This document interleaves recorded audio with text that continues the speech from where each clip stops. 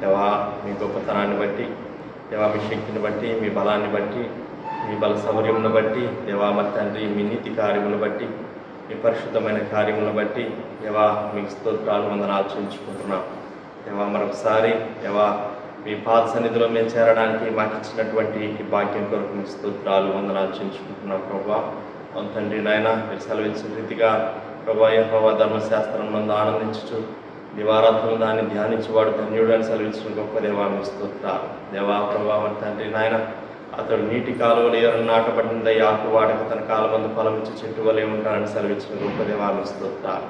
ప్రభా మీ బిడ్డలుగా, మీ నామం పెట్టబడినటువంటి బిడ్డలుగా, మీ పేరు పెట్టబడినటువంటి జనాంగంగా దేవా మరి తండ్రి నాయన ప్రతిదినం ఆయన మీ యొక్క వాక్య ధ్యానాన్ని దేవా మరి తండ్రి నాయన మేము చేసుకోవడానికి మాకు ఇస్తున్నటువంటి ఈ భాగ్యం కొరకు మీ స్తోత్రాలు.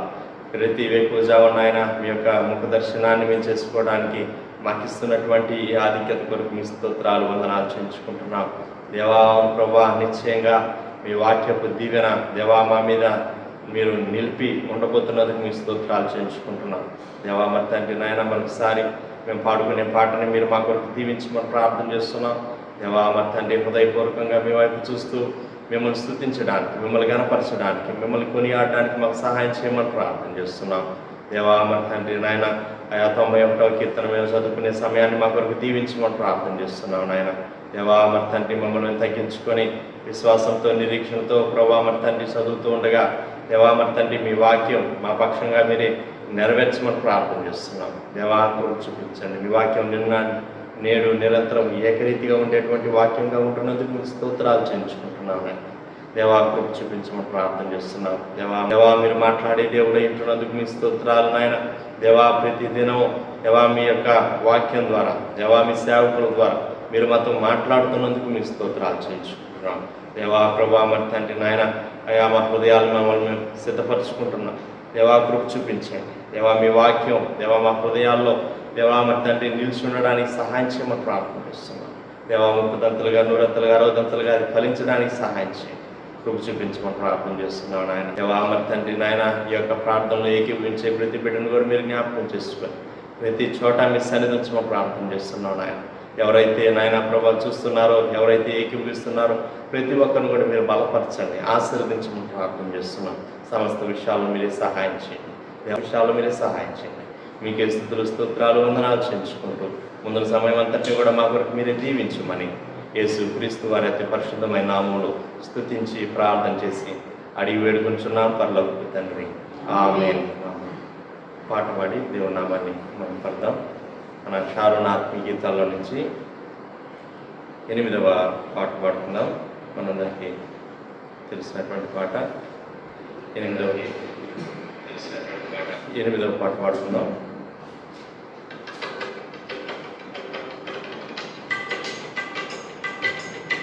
కృపగల దేవా కలువరి నాదా కృపలను చూపుమయా, నీ సిరులను పంచుమయా.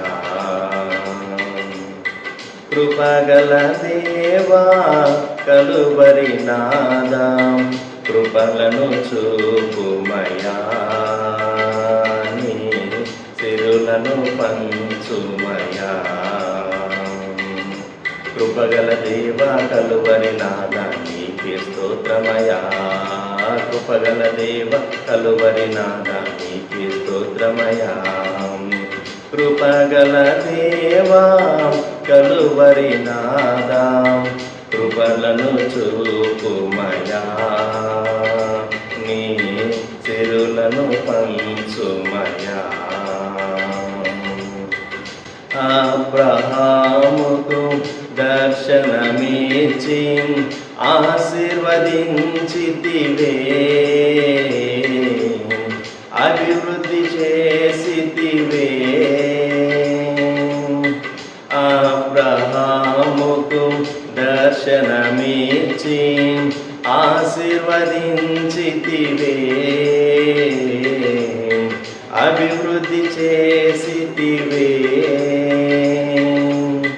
అట్టి కృపను మాకును చూపుమయా యేసయ్యా.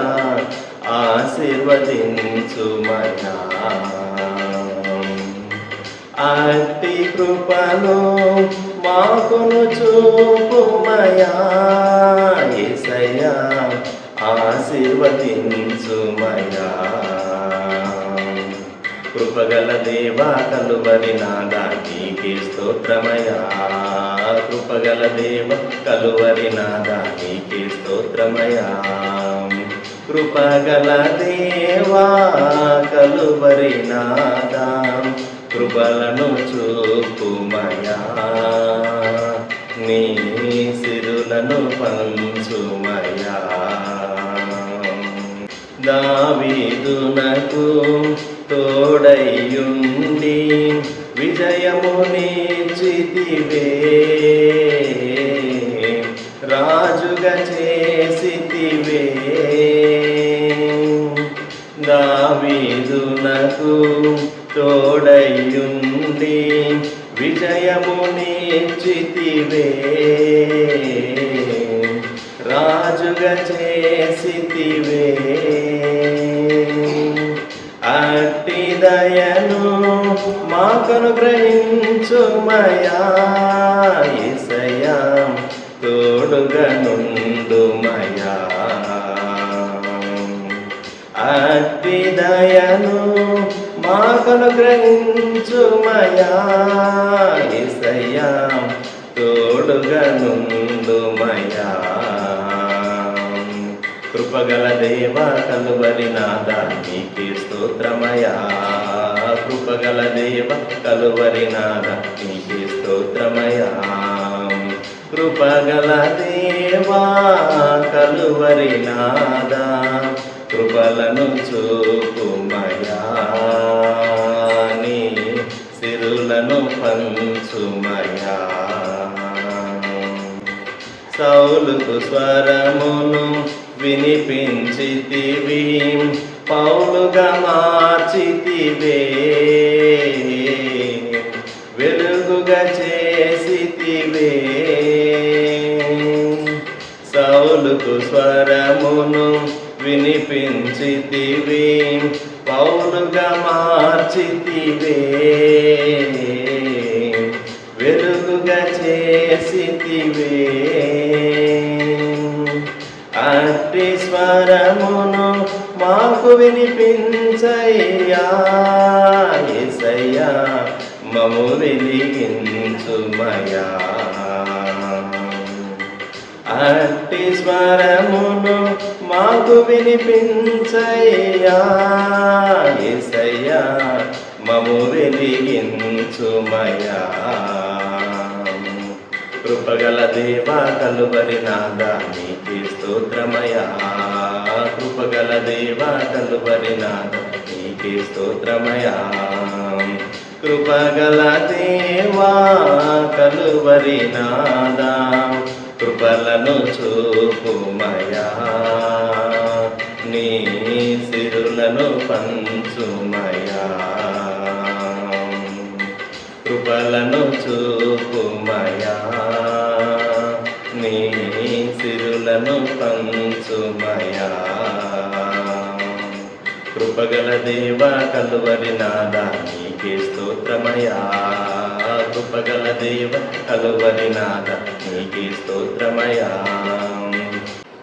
దేవుని వాక్యం చదువుకున్న పిల్లరా యథావిధిగా చదువుకున్న రీతిగా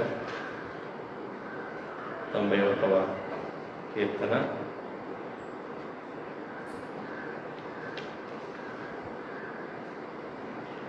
91వ కీర్తన చదువుకుందాం. మహోన్నతుని చాటున నివసించువాడే సర్వశక్తి నీడను విశ్రమించువాడు. ఆయనే నాకు ఆశ్రయము, నా కోట, నేను నమ్ముకున్న నా దేవుడని నేను యెహోవాని గురించి చెప్పుచున్నాను.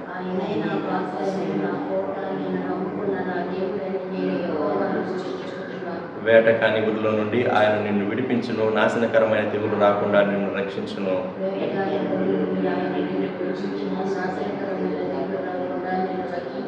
ఆయన తన రెక్కలతో నిన్ను కప్పును, ఆయన రెక్కల క్రింద నీకు ఆశ్రయం కలుగును. ఆయన సత్యము కేడమును డాలునై ఉన్నది.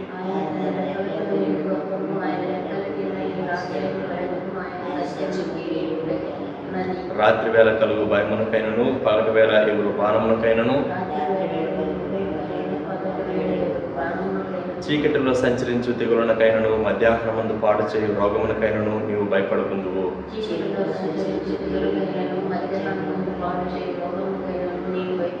నీ ప్రక్కన 1000 మంది పడినను నీ కుడి పక్కన 10,000 మంది కూలినను అపాయం నీ యొద్దకు రాదు.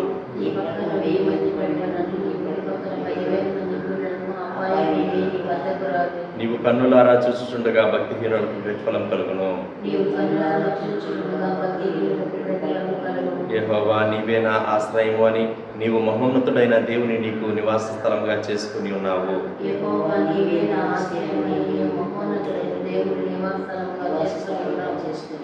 నీకు అపాయమేమీ రాదు, ఏ తెగులు నీ గుడారము సమీపించదు. నీ మార్గములన్నింటిలో నిన్ను కాపాడుటకు ఆయన నిన్ను గూర్చి తన దూతలకు ఆజ్ఞాపించును.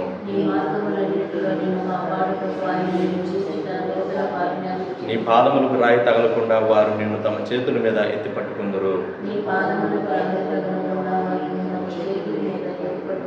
నీవు సింహములను నాగుపాములను త్రొక్కెదవు, కొదమ సింహములను భుజంగములను అనగదొక్కెదవు.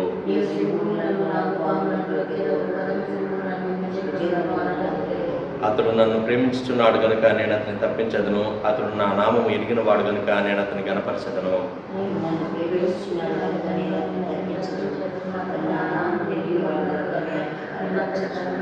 అతడు నాకు మొర్ర పెట్టగా నేను అతనికి ఉత్తరం ఇచ్చేదను, శ్రమలో నేను అతనికి తోడై ఉండదును, అతన్ని విడిపించి అతన్ని గొప్ప చేసేదను.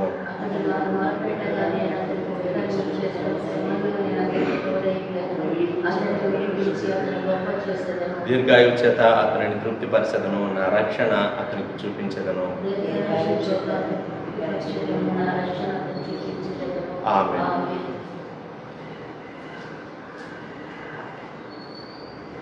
కీర్తనల గ్రంథం 41వ కీర్తన, సామ్ 41. బీదలను కటాక్షించువాడు ధన్యుడు, ఆపత్కాలమందు యెహోవా వాని తప్పించు. యెహోవా వాని కాపాడి బ్రతికించు. భూమి మీద వాడు ధన్యుడకు. వాని శత్రువుల ఇచ్ఛకు నీవు వాని అప్పగింపు. రోగశయ్య మీద యెహోవా వాన్ని ఆదరించును. రోగం కలుగగా నీవే వానిని స్వస్థపరచు. యెహోవా నీ దృష్టి ఎదుట నేను పాపం చేసి ఉన్నాను, నన్ను కరుణింపుము, నా ప్రాణమును స్వస్థపరచుము అని మనవి చేసి ఉన్నాను.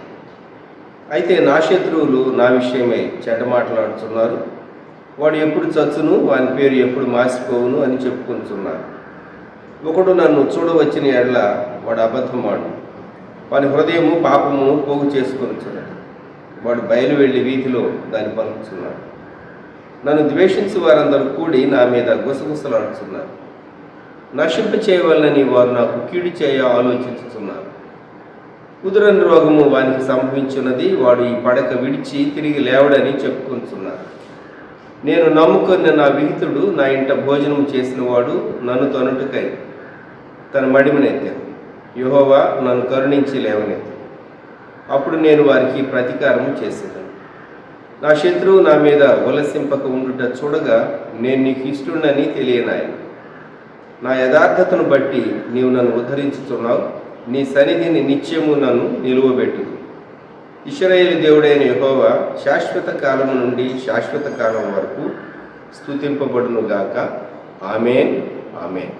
ప్రార్థన. ప్రియ ప్రభా, ఈ ప్రాతకాలంలో కీర్తన 41 మేము ధ్యానిస్తూ ఉండగా మీ సన్నిధి మాకు తోడుగా ఉంచి బలపరచమని, మా ధ్యానమును దీవించమని, ఇప్పుడు వ్యూ చేసే బిడ్డలను, ఈ దినంలో తర్వాత వ్యూ చేసే బిడ్డలను మీరు ఆశీర్వదించమని, మీ వాక్యం మా కొరకు ప్రత్యేకమైన రీతిగా దీవించమని యేసుక్రీస్తు ప్రభు నామములో ప్రార్థిస్తూ ఉన్నాము తండ్రి. ఆమేన్. భక్తుడు రాజు దావీదు అనారోగ్య కాలంలో లేక వ్యాధి కాలంలో పడక పైన ఉన్నప్పుడు వ్రాసిన కీర్తన అని చెప్పవచ్చు. అయితే ఈ కీర్తన ప్రారంభం బీదలను కటాక్షించువాడు ధన్యుడు, అని ప్రారంభించాడు. ఆపత్కాలమందు యెహోవా వానిని తప్పించు. నా మిత్రుడు ఇదే సూళ్ళూరుపేటలో నాతో సిండికేట్ బ్యాంకులో వర్క్ చేసినటువంటి ఒకరు, తర్వాత వారు ఇంకొక డిపార్ట్మెంట్కి స్టేట్ గవర్నమెంట్లో షిఫ్ట్ అయ్యారు. తర్వాత వారు రిటైర్ అయ్యారు అనుకోండి. వారు అప్పుడప్పుడు నాకు మెసేజ్ పెడుతూ ఉంటారు. ఒకగా ఇతరులకు మనం మేలు చేసేది అది నిలిచి ఉంటుంది అనేటటువంటి భావం ఇచ్చేటటువంటి ఆ మెసేజ్ నాకు పెట్టాడు. బీదలను కటాక్షించువాడు ధన్యుడు. బీదలను కటాక్షించువాడు ధన్యుడు. దావీదు తానున్నటువంటి పరిస్థితిలో ఈ కీర్తన ప్రారంభము, ఈ కీర్తన ముగింపు చాలా ప్రత్యేకంగా కనబడుతుంది. ఇది 41వ కీర్తన. ఇది కంపైల్ చేయబడినప్పుడు ప్రథమ స్కంధము యొక్క చివరి భాగములో ఈ కీర్తన ఉన్నది. 5 కాండాలు ఉన్నాయి. ఆది, నిర్గమ, లేవీయ, సంఖ్య, ద్వితీయోపదేశ కాండాలు. కీర్తన గ్రంథం 5 స్కంధాలుగా విభజించబడింది. ఇది ప్రథమ స్కంధము యొక్క ముగింపు కీర్తనగా పరిశుద్ధాత్ముడు ఈ 41వ కీర్తనను ఉంచాడు, జ్ఞాపకం పెట్టుకోడు. ఈ బీదలు ఎవరు చివరిలో మనం వారిని గుర్తు చేసుకున్నాం. ఈ బీదలు ఎవరు? బీదలను కటాక్షించేటటువంటి వారికి కలిగేటటువంటి కృప. ఆపత్కాలమందు యెహోవా వారిని తప్పించును. మనము భూమి మీద జీవించేటటువంటి కాలంలో ఖచ్చితంగా కష్టాలు వస్తాయి, వ్యాధులు వస్తాయి, ఇబ్బందులు వస్తాయి, పరీక్షలు సంభవిస్తాయి. కొన్ని మార్లు మనం ఒక మాట వింటూ ఉంటాం, వాళ్ళ పుణ్యమో, వాళ్ళ పితరుల పుణ్యమో, వాళ్ళ తల్లిదండ్రుల పుణ్యమో ఏదో అడ్డుపడిందండి, లేకుంటే వారు బ్రతకవలసింది కాదు, అపాయంలో వారు తప్పింపబడ్డారు.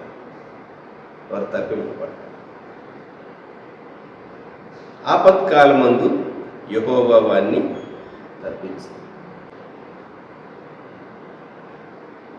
అప్పుడప్పుడు మీరు న్యూస్ పేపర్లో బోరు బావిలో పడిపోయినటువంటి పిల్లల గురించి మీ బ్రెయిన్ ఒకటే తినేస్తూ ఉంటారు. న్యూస్ ఛానల్స్లో గంటలు చూపిస్తూ ఉంటారు. అది స్క్రోలింగ్ చూపిస్తూ ఉంటారు. అప్పుడు అనిపిస్తుంది, బుద్ధి లేని వాడే న్యూస్ చూడాలి, ఇక బుద్ధి ఉన్నవాడు ఎవరు చూడకూడదు. మనుషుల్ని ఏం చేస్తున్నారు వీళ్ళు? ఎక్కడో ఎవరో పడ్డారు, వాళ్ళని తీయటానికి చేసే ప్రయత్నాలు చేస్తూ ఉంటారు. అరగంట, 45 నిమిషాలు. కొన్ని మార్లు మనం చూసేటటువంటి న్యూస్ ఎంత చెత్త చూస్తూ ఉంటామో అని అనిపిస్తుంది. వార్తలే మనం చూడాలని కూర్చుంటాం. బోరు బావిలో పడినటువంటి వాళ్ళని గురించి పేపర్లో చాలా రాస్తారు, అంతకంటే ప్రాముఖ్యమైనవి ఇగ్నోర్ చేస్తూ ఉంటారు. వార్తాపత్రికలు చదివే వాళ్లకు, వార్తాపత్రికలు సంవత్సరాలుగా చదివే వాళ్ళకి ఈ సంగతి బాగా అర్థమవుతుంది. ఆపత్కాలం వస్తుంది, కాదని చెప్పం. ఆపత్కాలం వస్తుంది. ఆపత్కాలంలో తప్పించబడాలని మనం కోరుకోవాలి. అధికారులైనటువంటి వాళ్ళు వారు చేయగలిగింది చేయాలి ఆపత్కాలాల్లో. అయితే దేవుడు తప్పించడం అనేది ఒకటి, ఇది మనం ధ్యానం చేస్తూ మనుషులు తప్పించడం ఉన్నది, దేవుడు తప్పించడం ఉన్నది. ఆపత్కాలమందు యెహోవా వానిని తప్పించు. అయితే మనం జ్ఞాపకం ఉంచుకోవాల్సినటువంటి విషయం ఏంటంటే, మానవుని భాగము ఉన్నది, దేవుని కృప కూడా మనం జ్ఞాపకం చేసుకోవాలి. యెహోవా వానిని తప్పించు. ఆపత్కాలమందు యెహోవా వానిని తప్పించు. 2వ వచనం 41వ కీర్తన. యెహోవా వానిని కాపాడి బ్రతికించును, భూమి మీద వాడు ధన్యుడు. దేవుని కాపుదల ఈ దినం వరకు సజీవులుగా ఉన్నటువంటి మనం ఈ 41వ కీర్తన 3వ వచనం, ఎవరైతే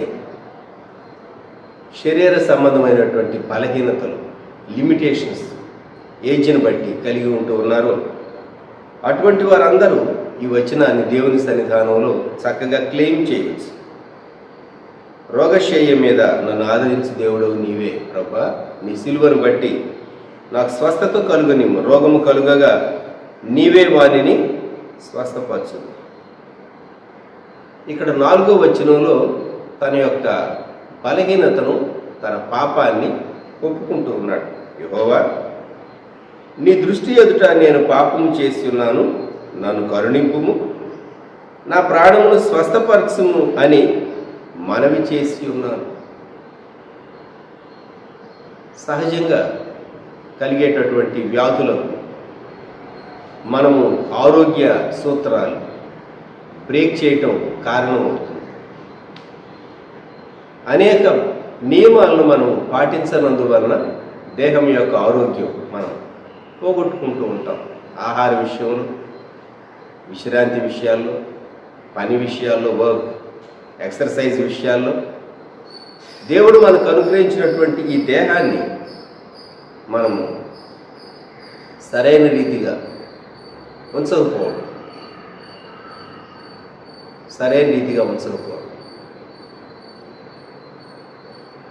ఈ రోజుల్లో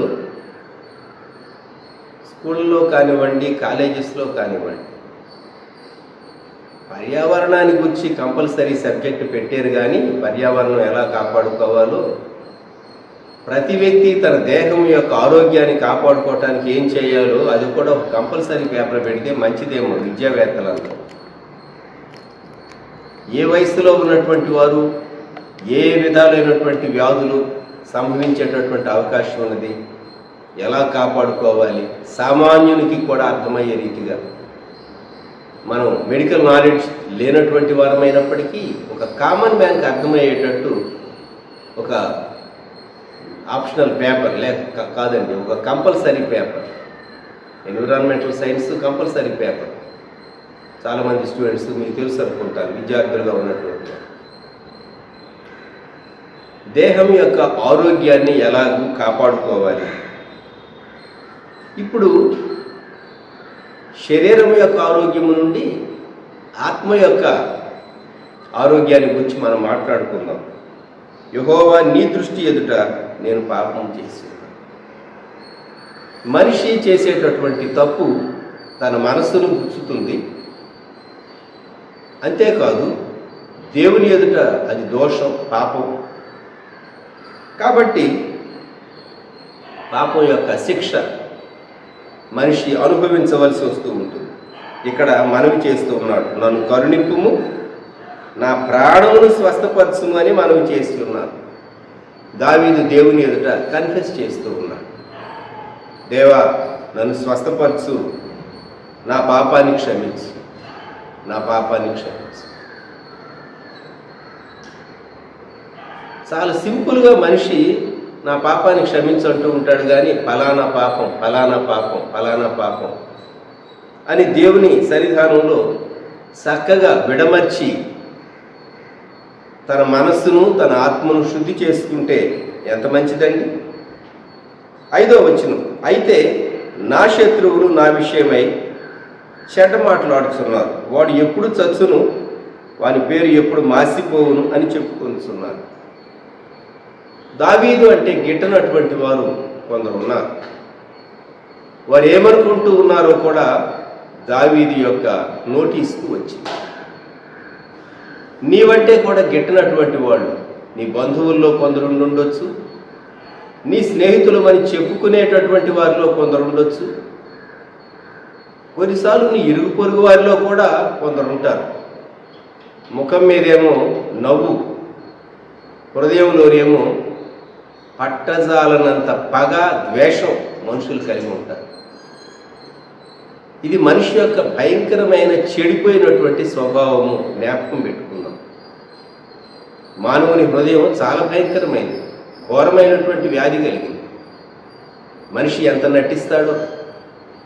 దావీదు యొక్క శత్రువులు చెడ్డ మాటలు అనుకుంటూ ఉన్నారట. ఏమని? వాడు ఎప్పుడు చచ్చును, వాని పేరు ఎప్పుడు మాసిపోవునని చెప్పుకుంటున్నారు. ఒక వ్యక్తిని గురించి చెడుగా మాట్లాడుకుంటే తప్ప వీరికి తృప్తి ఉండదు. ఇతరుల పైన ఏదో బురద చల్లితే తప్ప వీరికి నెమ్మది ఉండదు. కొందరు అటువంటి భయంకరమైనటువంటి మనస్తత్వం కలిగి ఉంటారు. ఇండియా దేశస్థులమైన మనం గర్వించడానికి కాదు కానీ సిగ్గుపడవలసినటువంటి ఒక మాట చెప్తాను నేను. ఊరోళ్ళందరి సంగతులు మనకు కావాలి. వెస్ట్లో ఉండేటటువంటి వాళ్ళు వాళ్ళ విషయాలే వాళ్ళు పట్టించుకుంటారు, మిగిలినటువంటి వారిని గురించి వారు మాట్లాడారు.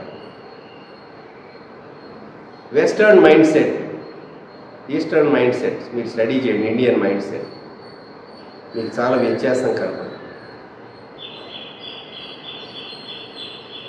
మరి ఎందుకో కానీ మన మనస్తత్వం అటువంటి. ఊళ్ళో ఉన్న వాళ్ళందరి గురించి మనకు కావాలి, మన సంగతి మాత్రం మనం చూసుకోం. దావీదు శత్రువులు ఏమంటూ ఉన్నారంటే, వాడు ఎప్పుడు చచ్చును, వాని పేరు ఎప్పుడు మాసిపోనని చెప్పుకోవచ్చు. వాళ్ళు అనుకున్నంత మాత్రం చేత దావీదు దేవుని చిత్తం నెరవేరకుండా దావీదు జీవితం అర్ధంతరంగా ముగిసిపోతుందా? దేవుడు ఒక సంకల్పంతో దావీదును సింహాసనం మీదకి తీసుకుని వచ్చాడు. దావీదు మనిషి, మానవుడే, దేవదూత కాదు. దావీదు జీవితంలో కూడా తప్పులు లేకపోలేదు. కొడుకుని ఎంత ప్రేమించాడు, నా కుమారుడు అబ్షాలోము అని దిగులు పడతాడు. దావీదు జీవితంలో దావీదు చూపవలసిన దానికంటే అధికమైనటువంటి ప్రేమ చూపినటువంటి సమయాలు, తగనటువంటి వారిని నమ్మినటువంటి సందర్భాలు అని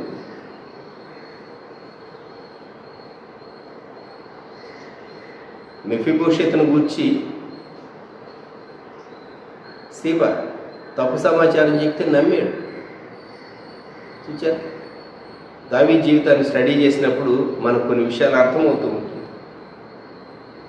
దావీదు మనిషే, he has got his own limitations.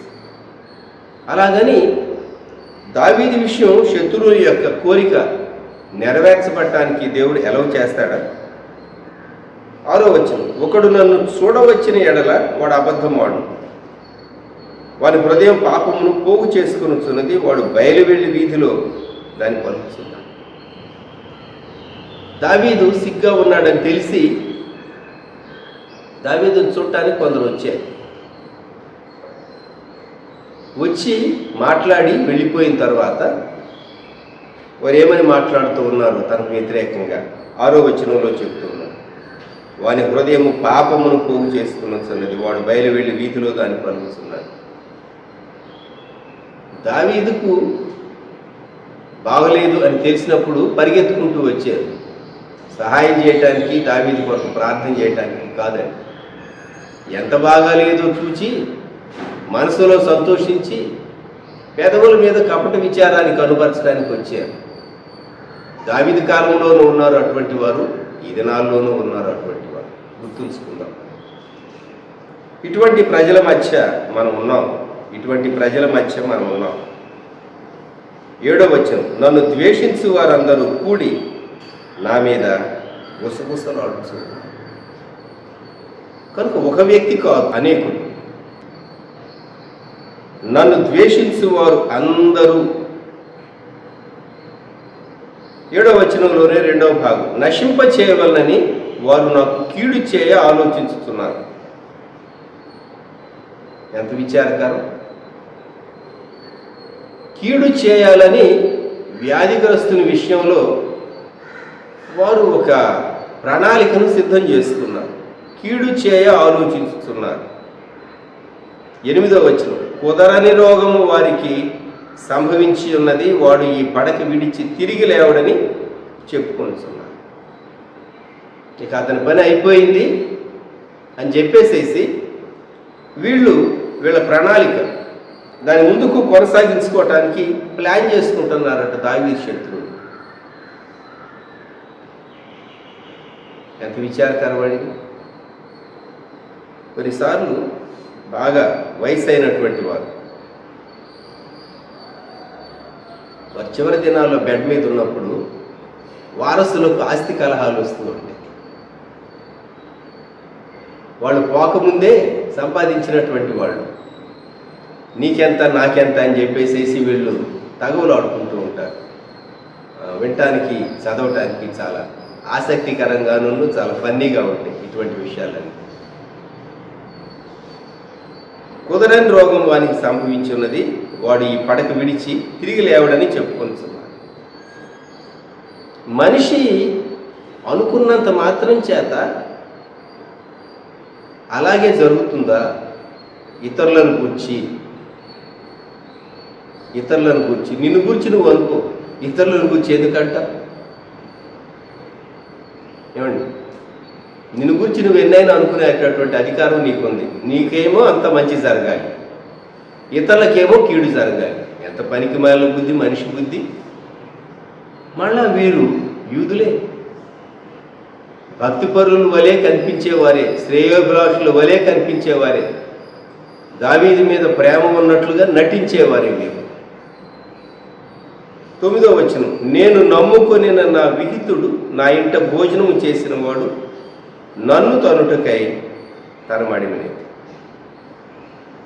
ఈ వచనం చదవగానే మనకు యోహాను సువార్తలో ప్రభు అయినటువంటి యేసుక్రీస్తు వారు ఆఖరు రాత్రి పస్కా ఆయన ఆచరించిన తరువాత యోహాను సువార్తలో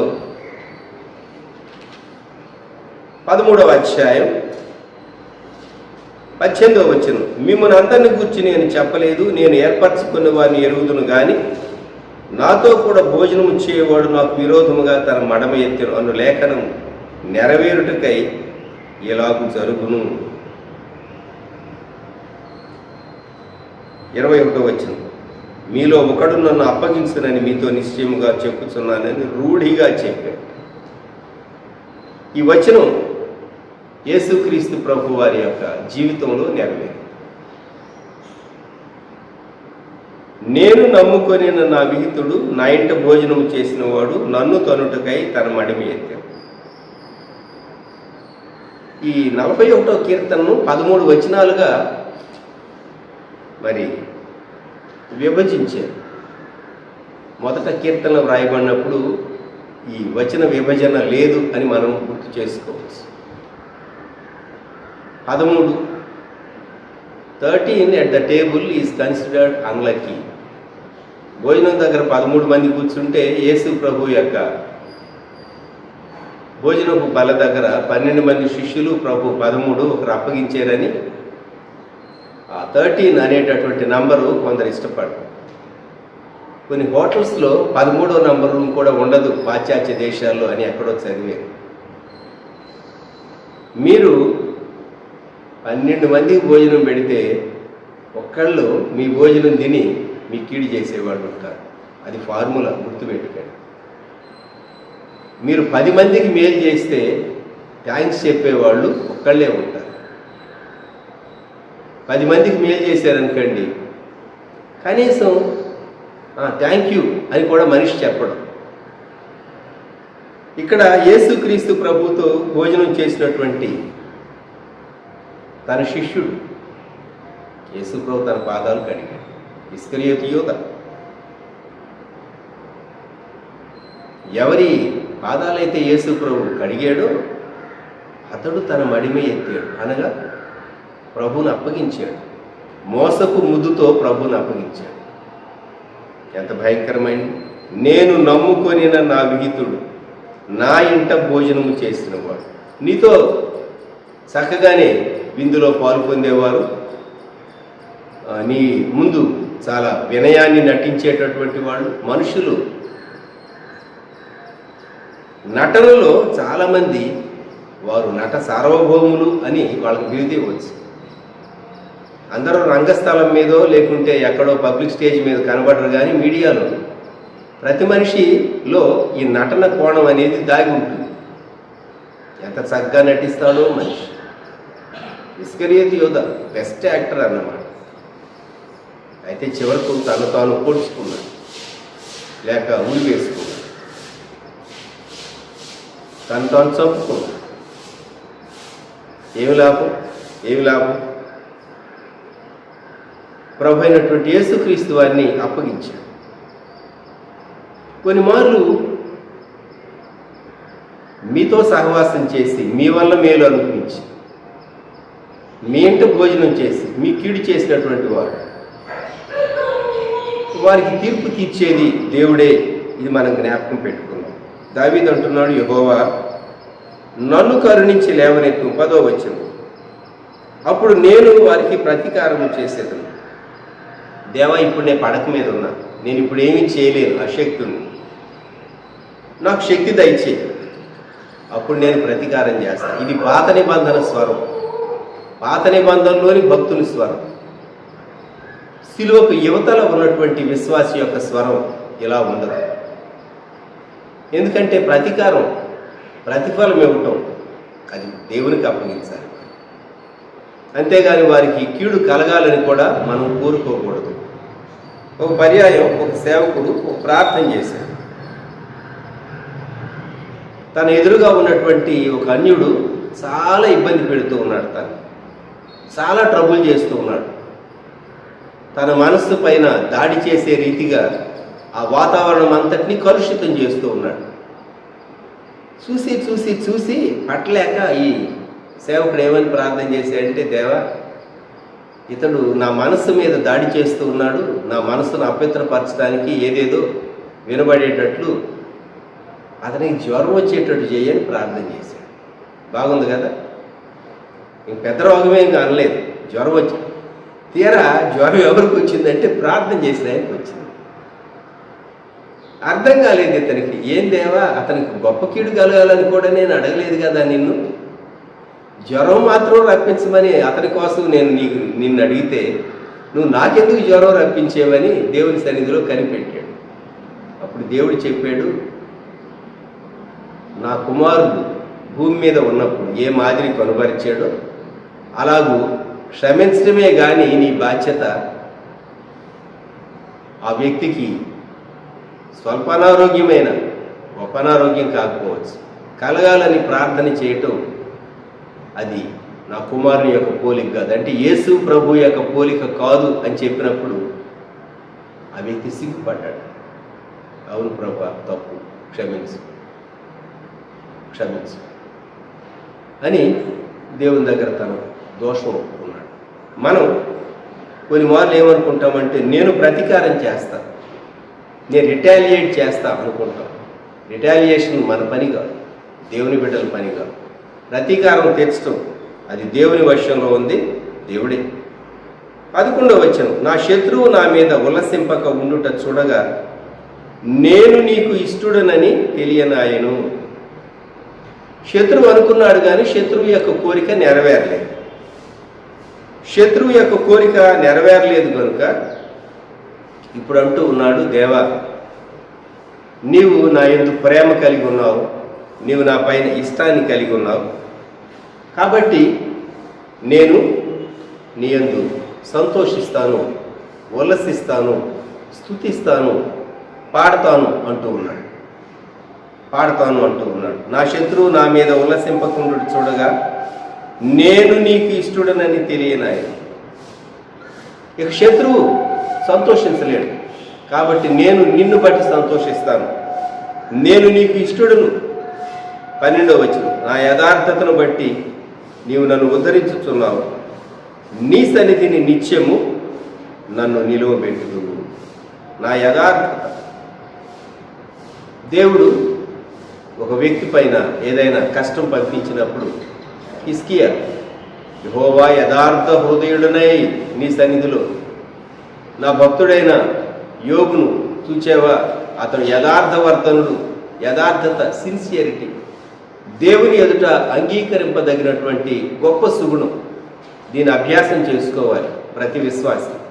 మాటలో, క్రియలో యథార్థత, కపటము లేని జీవితం, మోసపు మాటలు లేనటువంటి జీవితం, యథార్థత.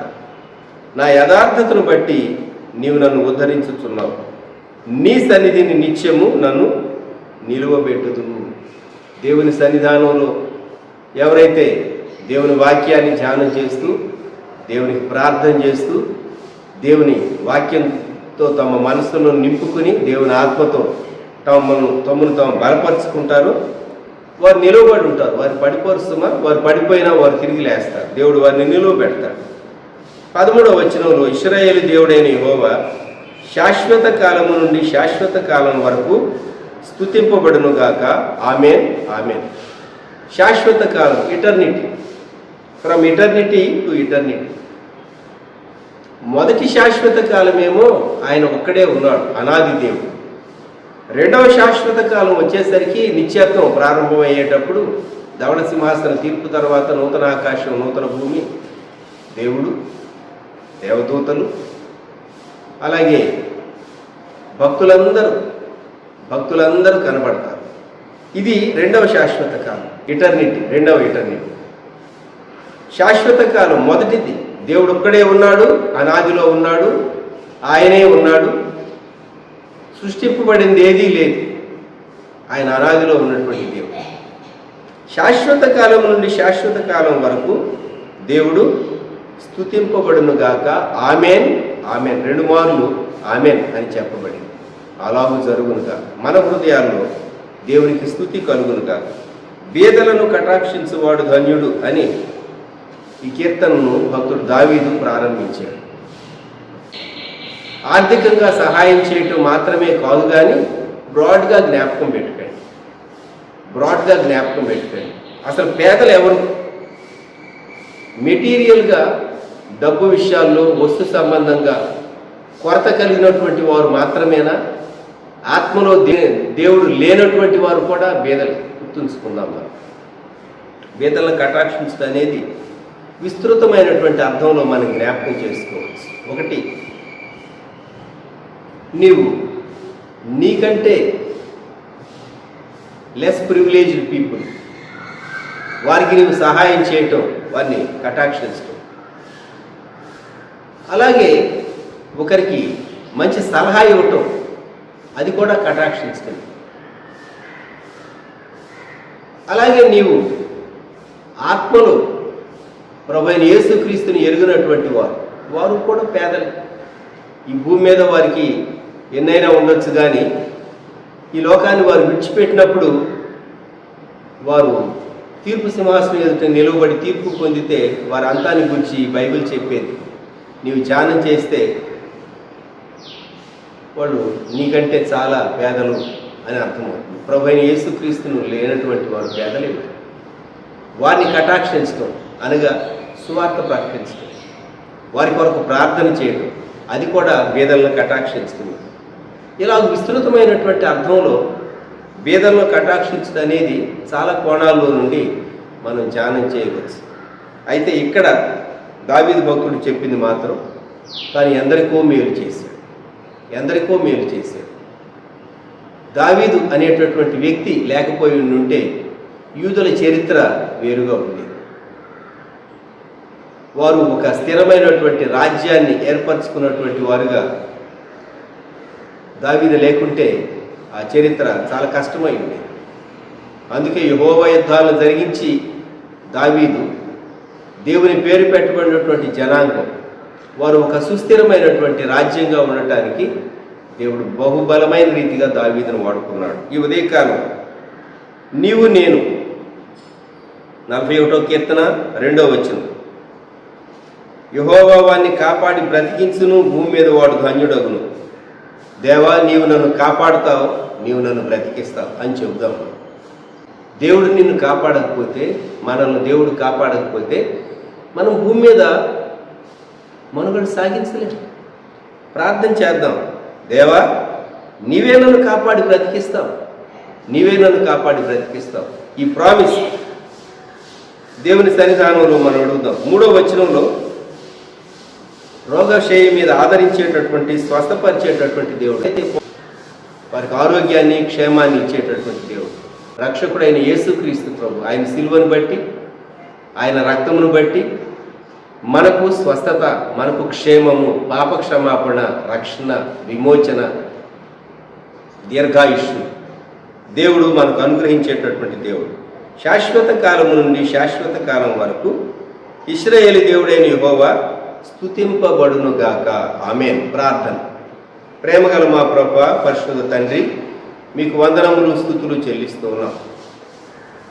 ఈ ఉదయకాలం మీ సన్నిధానంలో దేవా మిమ్ములను ఆరాధిస్తూ ఉన్నాం, స్తుతిస్తూ ఉన్నాం, ఘనపరుస్తూ ఉన్నాం, హెచ్చిస్తూ ఉన్నాం. మీ మంచితనం అంతటినీ జ్ఞాపకం చేసుకుని మీకు వందనాలు చెల్లిస్తున్నాం. మేము క్షేమంగా ఉన్నాము అంటే అది నీ మహాకృప. దావీదు భక్తుడు వ్యాధితో బెడ్ మీద తాను ఉన్నప్పుడు శత్రువుల యొక్క ఇచ్చ నెరవేర్చబడక నీవే దావీదుకు ఆరోగ్యం ఇచ్చి, క్షేమం ఇచ్చి, దీర్ఘాయుష్ ఇచ్చి దీవించేవు, బలపరిచావు. మమ్మలను, మా కుటుంబాలను, మా కలిగిన వారిని ఈ భూగోళంలో ఏ దేశంలో ఎక్కడున్నా వారందరినీ మీరు కాపాడవాలని ప్రార్థిస్తూ ఉన్నాం. దావీదు ఒప్పుకున్నట్టుగా మా దోషాలను, అతిక్రమాలను ఒప్పుకుంటూ ఆత్మను, మనసును శుద్ధి చేసుకుంటూ మీ కృపను సమృద్ధిగా అనుభవిస్తూ మేము ప్రతీకారం తీర్చుకొనము అని జ్ఞాపకం చేసుకుంటూ మేమంటే గిట్టనటువంటి వారు మమ్ములను గుర్చి వారు ఎలా తలంచిన మా కీడు చూడాలని వారు ఆశించిన వారి ఇచ్ఛకు మమ్మల్ని అప్పగింపనటువంటి మంచి దేవుడవు గనుక స్తోత్రాలు. దేవా, మీకు వందనములు చెల్లిస్తున్నాం. మీ చిత్తాన్ని సంపూర్ణంగా నెరవేర్చుటకు దావీదును బలపరిచినటువంటి దేవుడు భూమి మీద మీ చిత్తాన్ని జరిగించడానికి మాకును ఆయుష్కాలము, ఆరోగ్యం, క్షేమమును అనుగ్రహించండి. మమ్మలను, మా కుటుంబాలు మీకు అప్పగించుకుంటూ యేసుక్రీస్తు ప్రభు శ్రేష్టమైన నామంలో ప్రార్థించి స్తుతించి వేడుచున్నాము తండ్రి. ఆమేన్. మన ప్రభు అయిన యేసుక్రీస్తు వారి కృప, దేవుని ప్రేమ, పరిశుద్ధాత్మని అన్యోన్య సహవాసం సదాకాలం మనకు తోడై ఉండును గాక. ఆమేన్.